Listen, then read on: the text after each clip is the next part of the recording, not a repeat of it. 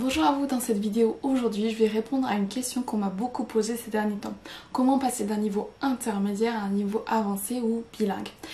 Aujourd'hui je vais vous faire part de ma propre expérience. Sachez qu'il y a de nombreuses méthodes pour apprendre une langue et que toutes les personnes qui apprennent une langue étrangère ont des méthodes et des techniques différentes. Je vais seulement vous faire part de mon expérience personnelle et comment moi personnellement j'ai fait pour passer d'un niveau intermédiaire pas trop mal à communiquer avec une relative aisance à vraiment pouvoir être vraiment à l'aise en anglais et pouvoir même devenir prof et l'enseigner à mon tour. Avant de commencer, je voudrais partager avec vous un dicton. If you do what you've always done, you will get what you've always got. Si vous faites ce que vous avez toujours fait, vous obtiendrez ce que vous avez toujours obtenu. Ça nous sert pour de nombreux domaines de votre vie, mais particulièrement aujourd'hui pour les langues étrangères. Si vous continuez d'appliquer les mêmes méthodes, les mêmes façons d'apprendre, que vous utilisez, les mêmes applications, les mêmes outils pour passer d'un niveau débutant à intermédiaire et la même chose pour aller au-delà, vous allez rester au même niveau pendant longtemps. Si on prend un exemple concret, si vous utilisez Duolingo pour apprendre une langue étrangère, passer un certain niveau, passer un certain cap, si vous continuez d'utiliser Duolingo, vous allez stagner, vous allez garder le même niveau. Si vous n'essayez pas de changer vos méthodes d'apprentissage et que vous ne renouvelez pas vos manières de faire, vos applications, vos ressources, vous allez certainement rester au même niveau et vous n'allez plus sentir de progression. Quelle que soit votre langue d'apprentissage, quel que soit votre niveau, pensez bien à chaque fois que vous passez un cap, que vous passez un palier, que vous progressez, pensez à supprimer les applications que vous aviez avant, pas toutes, mais celles qui n'ont plus de sens par rapport à votre niveau actuel. Pensez donc bien à changer de matériel et à façon de faire à mesure que vous avancez. Aujourd'hui, on va voir seulement la partie communication, expression et compréhension orale. On va laisser le reste pour un autre jour. Ce que j'ai fait personnellement lorsque j'avais un niveau intermédiaire, que je me débrouillais à peu près, mais que je sentais que j'avais encore beaucoup de choses à apprendre et que je faisais quand même pas mal de fautes, que ce soit en prononciation, en grammaire, j'avais un vocabulaire assez limité, je pouvais m'exprimer, je comprenais à peu près, mais je voyais qu'il me manquait encore beaucoup de choses et que le chemin était encore très long. Ce que j'ai fait, c'est que j'ai découpé mon apprentissage en 4 piliers. Le vocabulaire, la grammaire, la compréhension orale et la prononciation. Alors c'est pas quelque chose que j'ai fait consciemment, mais je l'ai analysé après coup comme ça. Donc quand on est débutant, on doit progresser sur tous les tableaux en même temps. Il faut apprendre du vocabulaire, il faut quand même savoir construire une phrase, intégrer un petit peu de grammaire, il faut savoir prononcer les mots que vous apprenez, et puis il faut commencer aussi à s'exprimer et à comprendre ce qu'on vous dit. Après le lycée, ce que j'ai fait, c'est que j'ai pris la compétence, le pilier qui me faisait le plus défaut, qui me posait le plus de problèmes, et j'ai travaillé là-dessus pendant quelques semaines, quelques mois, pour vraiment progresser dans un de ces 4 piliers. Ce que je vous conseille lorsque vous avez l'impression de stagner, quel que soit votre niveau, c'est de vous concentrer sur une compétence, un pilier, un mini objectif à atteindre. Il faut que vous vous concentrez sur une chose où vous voulez vraiment progresser et vous allez passer quelques semaines dessus, voire quelques mois si besoin. Alors je vais prendre tous ces piliers un par un. Le premier pour la grammaire, ce que j'ai fait, c'est qu'au lieu de revoir le Becherel en entier ou de revoir tous les temps de nouveau ou revoir encore tous les modos, j'ai préféré faire dans l'autre sens. J'ai essayé de chercher les points de grammaire qui me posaient problème et j'ai ensuite cherché à voir pourquoi je faisais des fautes et essayer de corriger ça.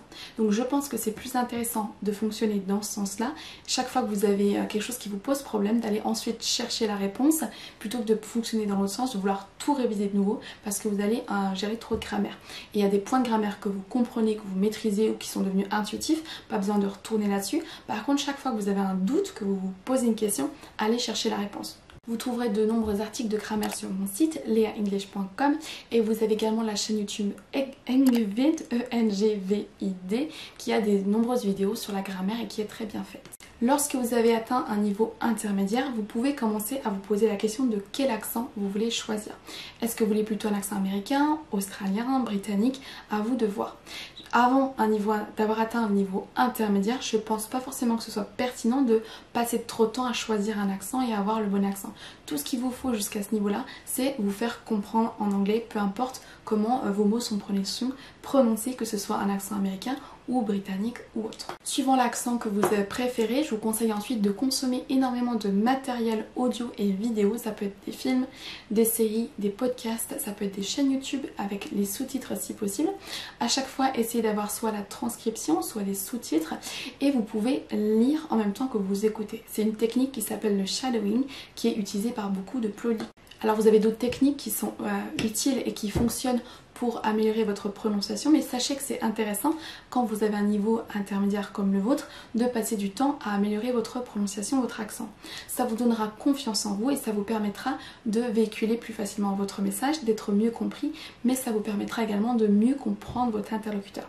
Si vous prononcez bien un mot, ce sera plus facile également pour vous de le reconnaître lorsque vous l'entendez. Vous pouvez notamment essayer le podcast All Ears English qui est parfait pour un niveau intermédiaire.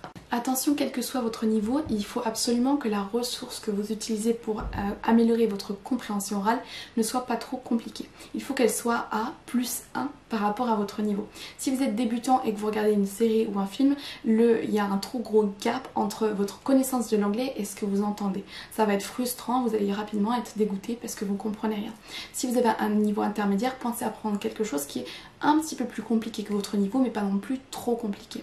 Il faut que ce soit quand même agréable et que vous compreniez la plupart de ce que vous entendez. Personnellement, lorsque j'avais un niveau comme vous, j'ai beaucoup utilisé l'application TED.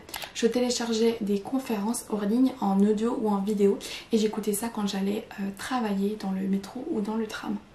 Alors personnellement, ce que j'ai fait par rapport au vocabulaire, c'est que j'ai essayé de me retenir de vouloir tout apprendre et d'apprendre trop de nouveaux vocabulaires.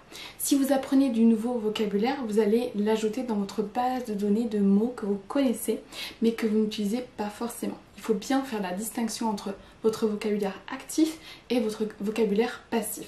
Tout ce qui est passif, c'est tout ce que vous connaissez à peu près, que vous pouvez reconnaître, mais que vous n'utilisez pas forcément.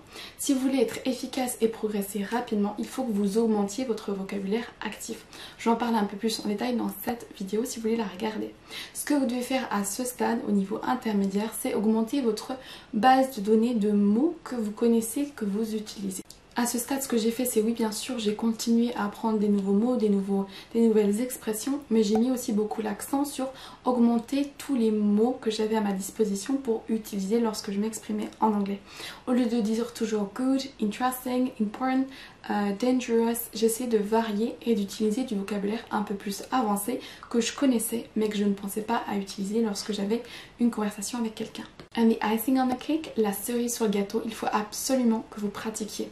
Si vous voulez progresser à l'oral, que ce soit compréhension ou expression orale, il faut absolument que vous vous exprimiez. Je vous propose plusieurs alternatives pour vous exprimer à l'oral. Vous avez d'abord le site italki et le site Cambly pour trouver des professeurs natifs. Vous avez également des sites gratuits comme Language Exchange où vous pouvez trouver des partenaires linguistiques.